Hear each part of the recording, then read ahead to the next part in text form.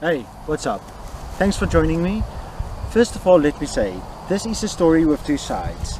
In this video, I want to focus mainly on the attack of a group of people, and in the next video, how they again retaliated against the perpetrators. I do need to mention though, Chief Mokopane was a paramount king of the Ndebele. He is known as Mugumbane Setsomari. To make it easier, I'm going to refer to him in these videos as Chief Mokopane, and by this I do not mean any disrespect to any of the royal families. Now this is an incident that carried a lot of weight in the shaping of South African politics, the land as it was and what it would become, and he used to promote Afrikaner nationalism. But you might only know the tale from one perspective, so buckle up and let's dig in.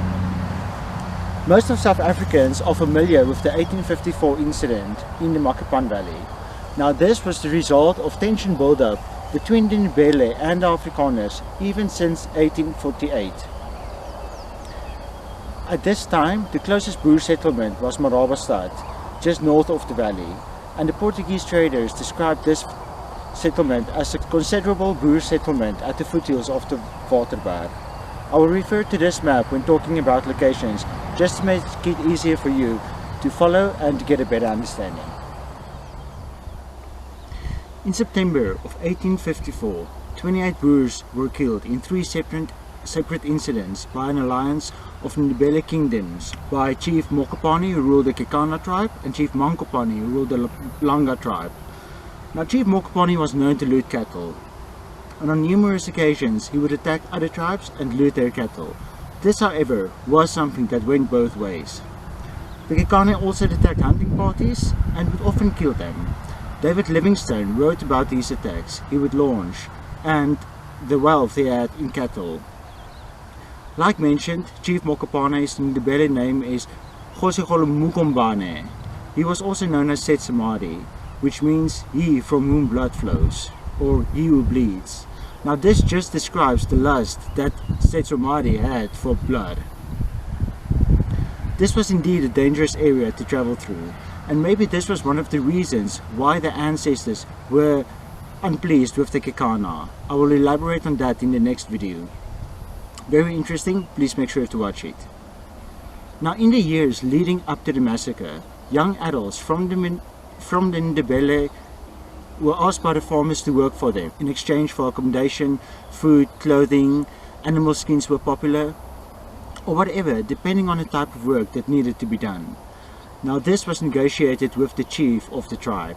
The workers were not paid in cash, but the law stated that the farmers needed to look after the welfare of the children. In a way this was a form of slavery, but no one was chained up, and this probably would have been short-term or seasonal labor. But it is about the way we treat one another, the respect. It is the way Hermanus Potgieter treated the Ndebele, and how he demanded workers that made him the target. He took this to a whole other level, and he is described by Reader's Digest to be the most notorious slave raider, who was feared throughout the region for his violent methods. Few Ndebele tribes could claim not to have lost children as a result of Potgieter's frequent swoops. Also with time, more Afrikaners came to the area and claimed land without consulting the chiefs. By 1854 these Boers probably thought they've been here since 1835 and they don't need to ask anymore. They should have. The shit hit the fan, however, when in August of 1854 Hermanus killed Mokopane's brother in a dispute regarding a buffalo or something that had been shot. Now this was the turning point, and the two Ndebele kings decided to scare the Mahua, the white people, a little bit. They were however supported by two other chiefs, Zebetila and Maraba. One day the chiefs gathered with their Undunas, their advisors, in the Ngundla, the gathering place of Setsomari, and they devised a plan. The first incident involves Hermanus Potgieter. He was a man of violent temper and rough demeanor, as already mentioned. He was also quite big and strong. The kings knew that one murder wouldn't be enough. Joan Albacini, a Portuguese trader who ran the trading route from Dalgoa Bay in Mozambique to Soutpansberg, even warned Hermanus about the incipient hostilities in the valley. Now most of the blame for these attacks can be put on Hermanus Potgieter, but I also do believe the other attacks in the valley would have occurred whether he was here or not. And so, in September of 1854, the plan was put into motion. A hunting party of 15 people, made out of Hermanus Potgieter, children and grandchildren, and also Oorsorg, one of his workers. They were called to Chief Mankopane's homestead under the impression to trade some ivory. The party made a camp a short distance from his homestead, and Hermanus sent Oorsorg with some clothing for the tusk. Some Langa men and Oorsorg brought the tusk to Hermanus and left it about 50 to 100 meters from the wagons. Hermanus and one of his sons came closer to inspect, and they were killed on the spot. The Langa men then went to the campsite and killed the rest of the party there. Oorsorg got away, and he went to Magaliesberg, where Piet Potgieter was, to tell them about the attack. Today, where Hermanus Potgieter and the party was murdered is known as Moorddrift or Fortuin Hill, as well as Nterekane, which translates to the younger brother of Hendrik. Now the message was clear that Hermanus Potgieter was the intended target of the attack. The remains of the victims would eventually be buried here at the end of November 1854. Today the marker is not there anymore. Now the second attack was led by Chief Mokopane, close to one of his homesteads, known today as Moorddrift. Now eucalyptus trees are usually a dead giveaway, or where old Boer settlements or farmhouses used to be. These trees were planted by the trade route users for protection against wind and rain, and it would also be used as medicine.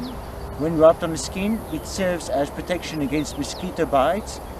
Malaria was a big problem during the rainy season in the Transvaal those days. Now, the eucalyptus trees was the resting spot for trading parties and hunters. They camped out underneath the trees when they travelled from Soutpansberg or to Soutpansberg. In September-October 1854, a party with 12 people on the way to Mariku from Soutpansberg stopped to rest under the eucalyptus trees. Now the message was already sent with Hermanus Potgieter. These attacks were one of the normal routine attacks from the Kekana. When the chiefs gathered in the Ngundla with their Ndunas, they didn't know this specific party was going to pass here, or when. They probably just thought the first Mahua that sets foot in the valley we will kill. This time, however, it was decided to leave the bodies out in the open. Now turns out these people were ivory traders. On the wagons they had some elephant tusks. The ivory trade industry during those days was booming, and not even the rhino hunting of the day can probably come close to the amount of elephants that were killed for the tusks in the Transvaal during the 19th century. The Kekane probably stormed the party from the northeast with topkieries and assegais guns. The party retreated and they were killed a short distance from the campsite. The commando that Oorsorg called that arrived here 2 weeks later after the murders at Fortuin Hill found a scene that was very gruesome. These murders could have taken place anytime within 2 weeks, so it's hard to say in what state of decomposition it was. The remains of the people would be buried between the two thorn trees. The wagons of the victims were found at the cave where Mokopane was hiding. The elephant tusk was also found in the cave closer to his homestead. In total, 23 big and 15 smaller tusks were found. Today, a stone monument marks the gravesite of the 12 people who lost their lives just for being at the wrong place at the wrong time. The route passed close to Chief Mokopane's homestead. They knew what cargo the travellers had, and they knew that they would rest under the eucalyptus trees, so they could plan their attacks. Even David Livingstone wrote about how dangerous this route was. The bodies of the people would have been disposed of, and all of their guns, belongings, together with the wagons and oxen, would have been taken back to their homestead. Without the evidence, no one would have known. These would just be people that no one would have heard from again. This time, however, the bodies were not disposed of completely, and scattered around with the purpose of scaring the Mahua away. There were no survivors that could tell what exactly happened, but the scene that Piet Potgieter and the commando arrived upon was extremely gruesome. Probably the same day or the following day, unaware of these events, a farmer from a nearby farm and his son went to Mokopane's homestead to trade something or to negotiate some labor. Chief Mokopane's homestead was situated just a few kilometers from Potgietersrus on the R518 road towards Ibedila. There they were overpowered by Kekana warriors. The commander that arrived here was not aware of the murders until they arrived at Mokopane's homestead, which by this time was obviously abandoned. He obviously got word of the commando that was made out of 70 Boers and 300 Gatla allies. Chief Mokopane didn't wait around. He knew they would want to seek revenge when they saw the murder site of the Boers at Moorddrift. Serial killers in jail often describe the feeling of power they feel before they kill you. They can see the fear in your eyes, and they can watch as life slowly fades out of them. The same feeling of power is obviously achieved in a situation where parents are forced to watch as the children are being killed, or from the agonizing screams of a man that just had his genitals cut off and set alight. Chief Mokopane fled with his tribe and their livestock to the northern part of the Makapun Valley to hide in caves. It is there where they were cornered by the commando, which led to a siege that lasted almost 30 days. This is known as the Makapun Caves. This incident has been used by the previous government to in a way justify racism and apartheid. But we must not forget the reason for these attacks. Hermanus Potgieter mistreated and disrespected the Ndebele. In 2004, the new government, as a gesture of reconciliation, changed the inflammatory wording on the plate. The Kekana, however, chose not to attend with the Afrikaners. Now remember, this is only one side of the story, and the event that followed is known as the Siege of Makapana. But you need to see the site to fully understand the situation there. So let's meet back at the caves. Thank you so very much for watching. Please subscribe, like, and I will see you soon.